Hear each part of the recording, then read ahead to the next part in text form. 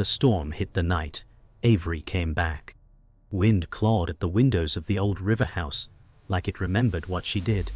She hadn't been here in 6 years, not since her name became a whisper people used to spit or pray. At 33, she didn't look like the girl who left. Harder now. Sharper, dyed bare. Her black leather coat dripped rain onto warped floorboards. She stood in the center of the house like a ghost unsure of its own haunting. A photo lay on the mantel. Her, Mia, and Caleb, smiling before everything burned. Literally. Avery said, "Let's get to work." Her voice cracked the silence. Upstairs, the lights flickered. Her revenge didn't need to shout. It just needed a match. And this house had always been dry. The next morning, the house steamed under the heat of the rising sun. Avery lit a cigarette with one of the matches she didn't strike last night. Smoke curled up into the airless stillness. The river below carried no sound, just slow, deliberate current. She opened a box she buried years ago beneath the porch steps. Inside, letters, newspaper clippings, and a silver bracelet stained at the clasp. Aintikas. Her past, boxed and waiting. She read a headline aloud. Local girl survives blaze, 2 others missing. Her voice was flat. She folded the paper and tucked it under her arm. Payback didn't start with rage. It started with remembering who failed to burn. Avery drove into town just after noon.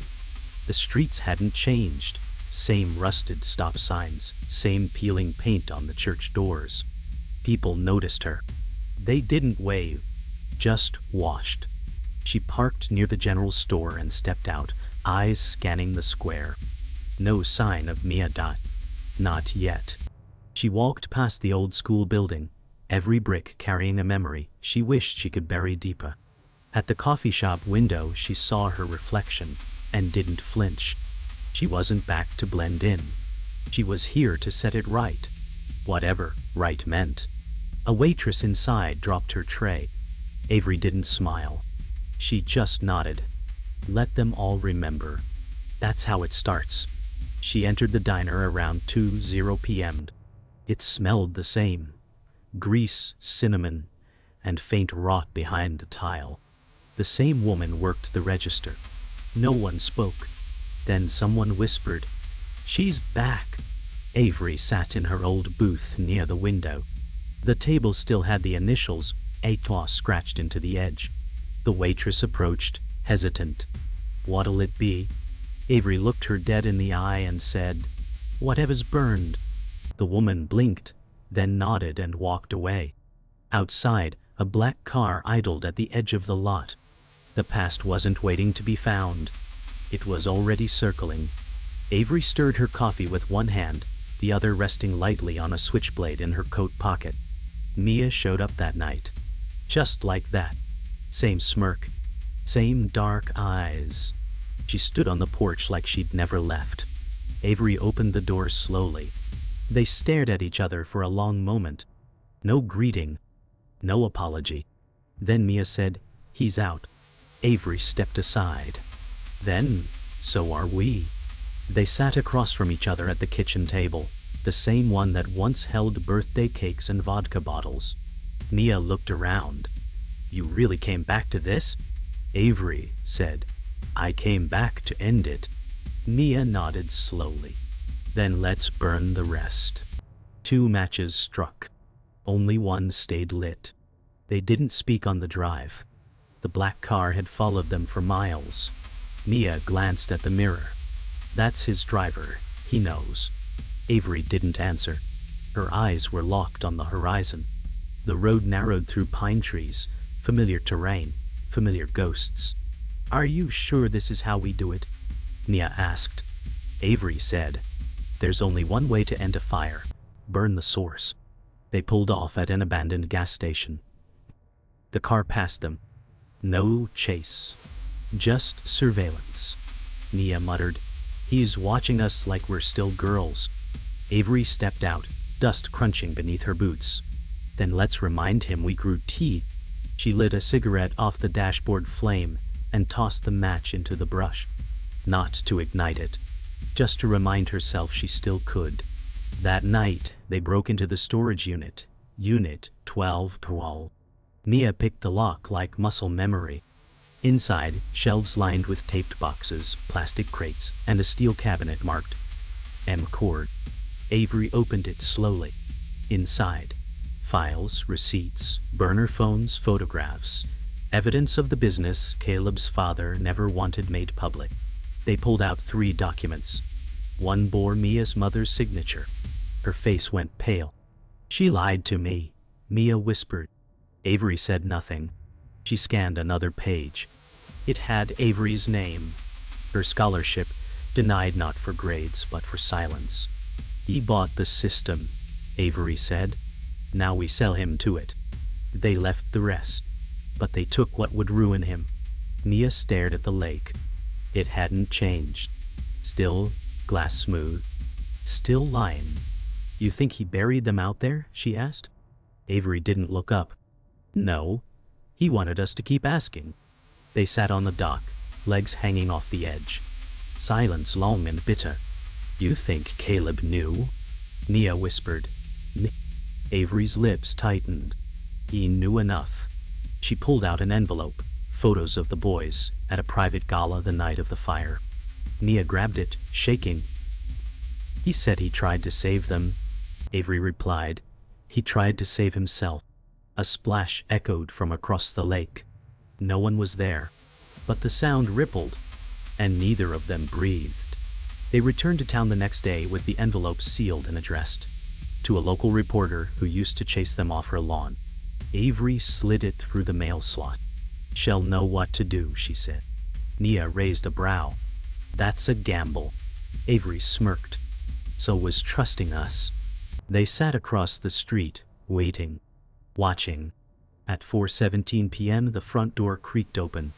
The woman picked up the envelope, opened it, and froze. Her lips parted, silent. Then she went inside. "That's it?" Mia asked.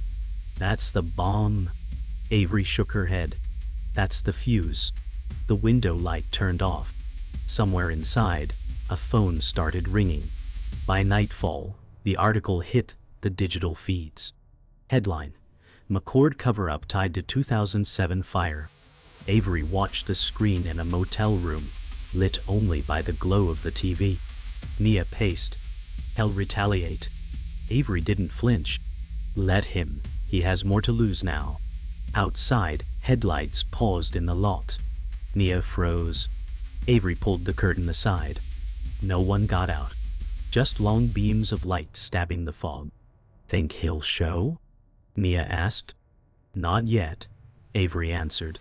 She sat back, calm. "He's the kind who wants to watch us burn ourselves first." Her hand brushed the knife again. "But this time we lit it on purpose." At sunrise, they drove to the bluff, overlooking the old McCord estate. Security had doubled. Cameras on poles. Motion sensors in the hedges. Mia said, "Paranoid looks good on him." Avery didn't smile. "Guilt does that." They watched as staff moved like chess pieces.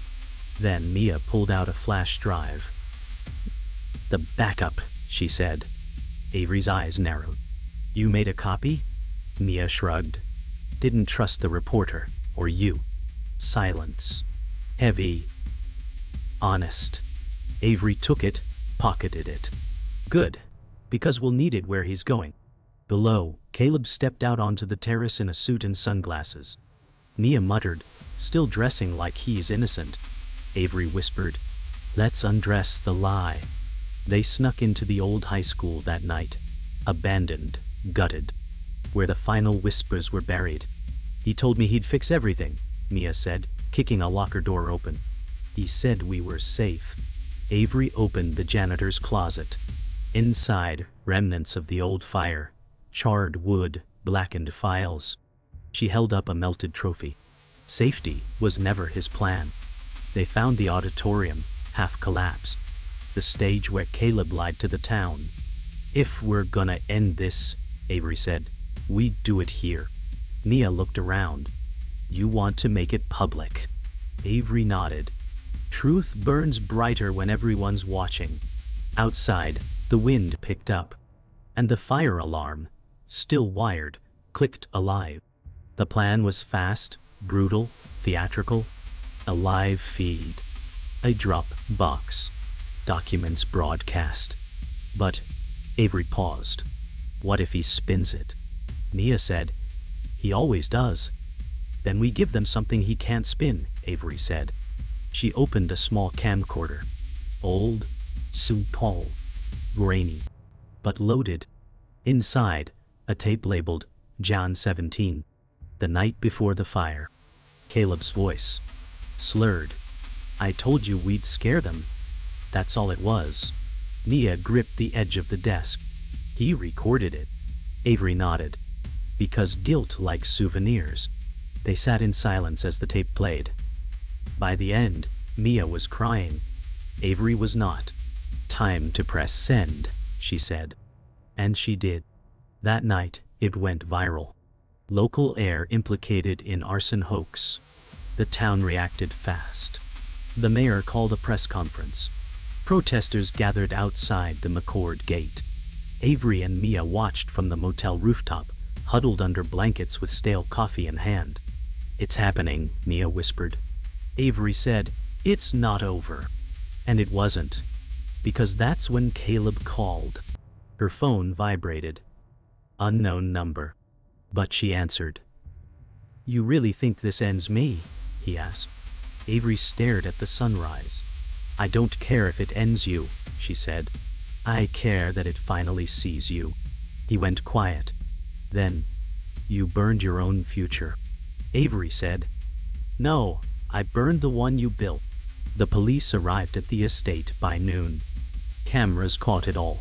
Caleb in cuffs, sunglasses gone, face pale. But Avery wasn't there to see it. She was already driving out of town. Mia in the passenger seat, window down, wind in her hair. Feels fake, Mia said. Avery nodded. Revenge always does, after it lands. The road stretched wide, unrolled like a story finally told. They didn't say what came next. They didn't need to. At the county line they pulled over. Burned the last copy of the tape. Watched the plastic melt. No more ghosts, Avery said. Mia whispered, just ashes. And together, they scattered them into the wind. They didn't go far. Just far enough to disappear. A small coastal town where names didn't echo. Avery took a job fixing engines at a boatyard. Mia poured coffee in a diner that didn't ask questions. The ocean wind was sharp, cleansing. But the quiet carried weight. One night, Mia asked, are we safe now? Avery looked out the window. Safe isn't real. Not for people like us. But we're seen now. The paper never used their names, but the world knew who lit the match. And sometimes that was enough. Other nights, it wasn't. Especially when Avery dreamed of the river house, and the face she still hadn't seen again. They found her 2 months later. A girl with dyed orange hair and a missing tooth. Claimed to know where Caleb stashed the real ledgers. Claimed to be his cousin. You want the proof? She said. Buy me lunch. At the booth she unfolded napkins scribbled with addresses, dates, initials. Mia scanned them. These real. The girl smiled, mouth half metal. Real enough to scare him quiet. He'll want them gone. Avery leaned in. Why tell us? The girl's eyes flicked cold. Because I like watching the powerful twitch. And because I hate men who think they can erase girls. Avery paid. Mia grabbed the napkins. The flame flickered again. They drove back inland. Just once. Just to follow the map. The address led to a self-storage unit behind a shuttered strip mall. No cameras. No guards. Just dust and time. Inside, boxes of journals, hidden receipts, names, his real empire, one built on fear and compliance. Avery flipped through a folder. He paid off judges, she muttered. Mia held a USB drive, shaking. This buries him for good. Avery nodded, but her eyes were elsewhere, on a photo tucked in a file. It showed her mother. Not at a protest, but at a fundraiser, smiling beside Caleb's father. They always knew, Avery said, even before we burned. The choice came sharp. Send the files to federal investigators, or leak them to the world. One burns him quiet, Mia said. The other burns the whole bloodline. Avery stood under a flickering motel bulb, hands trembling. Do we want justice or war? The answer wasn't clean. They flipped a coin. It landed on edge. So they decided together, leak it. All of it. Online. No filters. No names redacted. Just truth, lit raw. That night, the servers crashed from traffic. The McCord name trended for all the wrong reasons. And in a rented room that smelled of mildew and regret, Avery finally exhaled. Not because it was over, but because they'd stopped playing by rules they never agreed to. The fallout came fast. Arrests. Resignations. Wealth dismantled, inch by inch. And still, no one said their names. But the world knew. In another town, another cheap apartment, Avery poured coffee into chipped mugs. Mia laughed softly at the morning paper. You think they'll ever connect it to us? Avery shrugged. Does it matter? Outside, sirens passed. Not for them. Not anymore. They didn't run. They didn't hide. They just watched the world crumble the way it should have years ago. And somewhere, in that silence, a bridge finally collapsed. The one they built between survival and surrender. Burnt on purpose. Burnt for good. 3 months passed. New town. New jobs. But old ghosts lingered, like second-hand smoke. Mia found a list, names from the original ledger. One name circled in red, Devin Sloan, a judge, a friend of Caleb's father, and a man still holding power. You want to go after him too? Mia asked. Avery didn't answer. She just picked up the list, looked at it like it owed her something. He watched it all happen, she said. Signed off on the silence.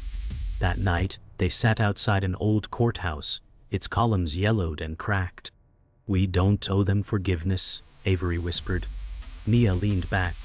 We owe them a reckoning. Lightning split the sky. No rain yet, but it would come. Devin Sloan lived in a house with too many lights and not enough curtains. They watched him through binoculars from the hill behind his garden wall. He's clean, Mia muttered. Too clean, Avery replied.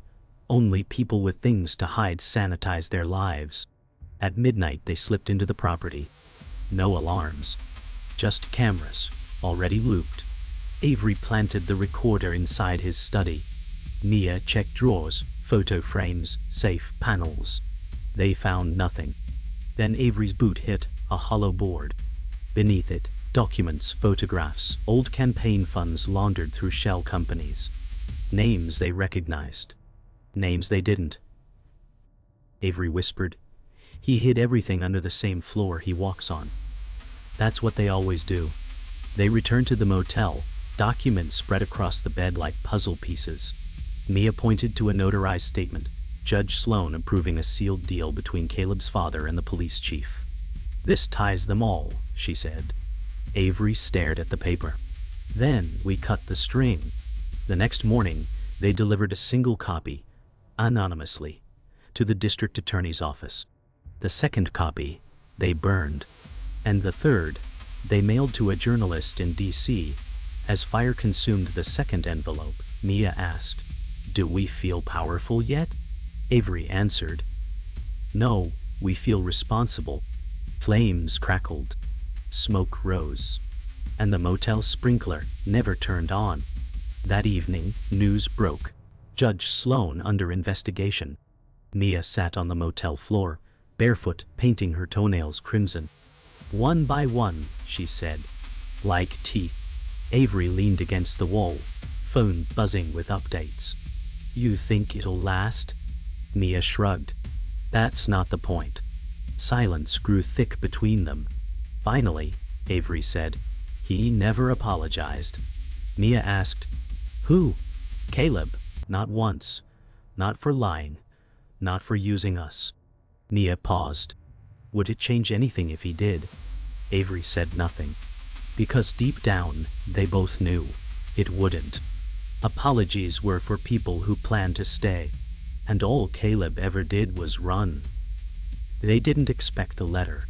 No return address. Just a single page. You win. But I wasn't the only one. No signature. But they knew the handwriting. Caleb. All. The coward's ink. Avery crumpled the letter. Mia pulled it back. Flattened it. We keep it, she said. As evidence. As warning. That night, they drove through the empty outskirts, where nothing remained but wheat fields and silence. They buried the letter under a power pole and didn't mark the spot. So what now? Mia asked. Avery stared at the road. We go forward. No more ghosts. Just gasoline. The headlights cut the dark. They didn't look back. Avery took a night job at a scrapyard. No questions, no uniforms. Just metal and silence. It felt right, breaking things no one wanted to fix. Mia began painting murals in alleyways, wings on brick, fire in color. Her version of revenge was louder now. One night, Avery came home with bruised knuckles. You okay? Mia asked. Didn't duck fast enough, Avery replied, but her eyes burned. Not with pain, with memory. I saw him today, she said. In the news. Caleb testifying. Hot. Soft suit. Wondering why.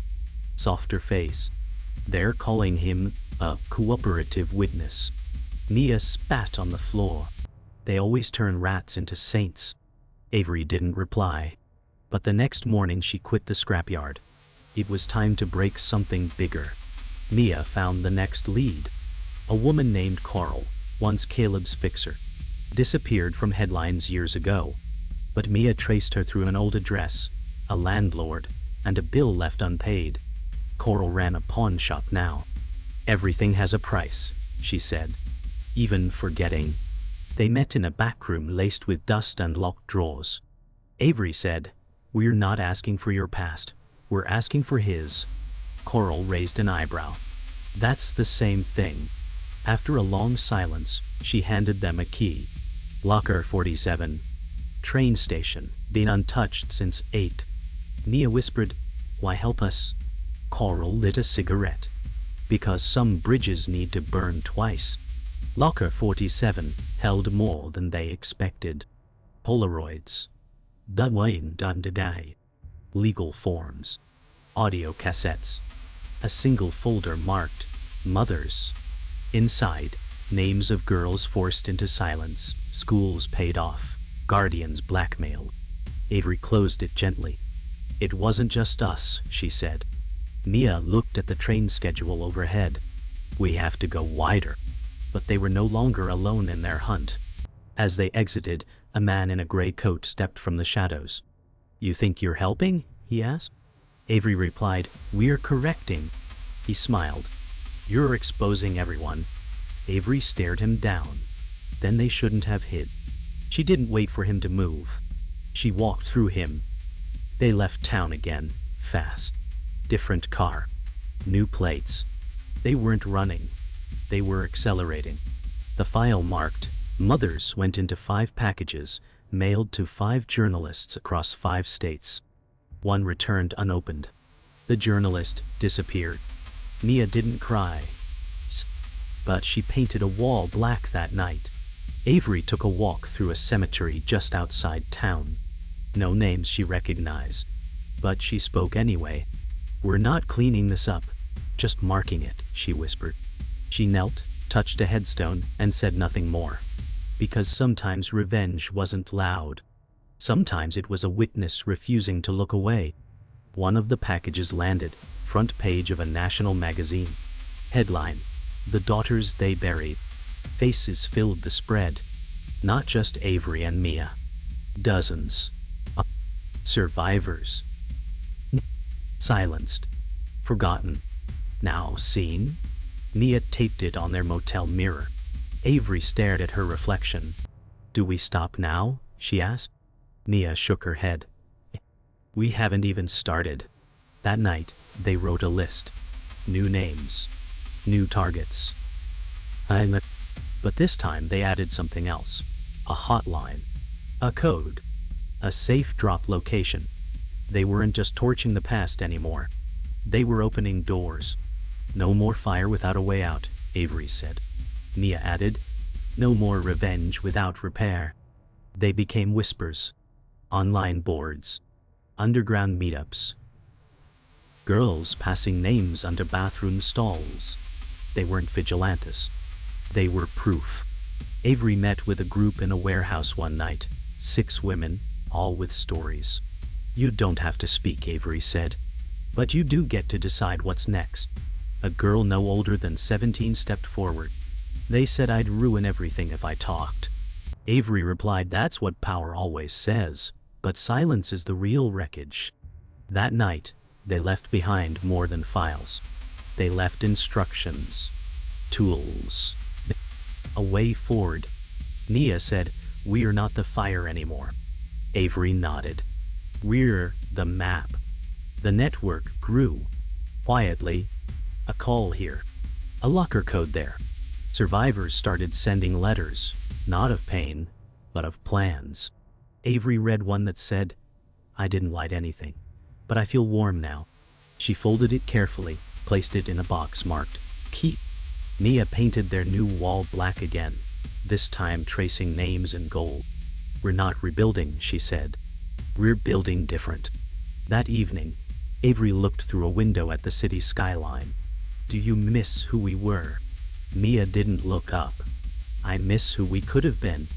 Avery touched the glass. "Then let's give that girl something better to return to." They received a subpoena. Caleb was being retried.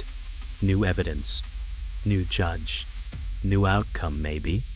They were asked to testify. Avery stared at the envelope for an hour. Mia said, "You don't have to go." Avery replied, "I know, that's why I will." Courtroom packed. Reporters lined the sidewalk. Avery took the stand. Calm. Steady. "Ini, Dano. I'm distorting. Adam's why you'd pow. Up again." "Did you set that fire?"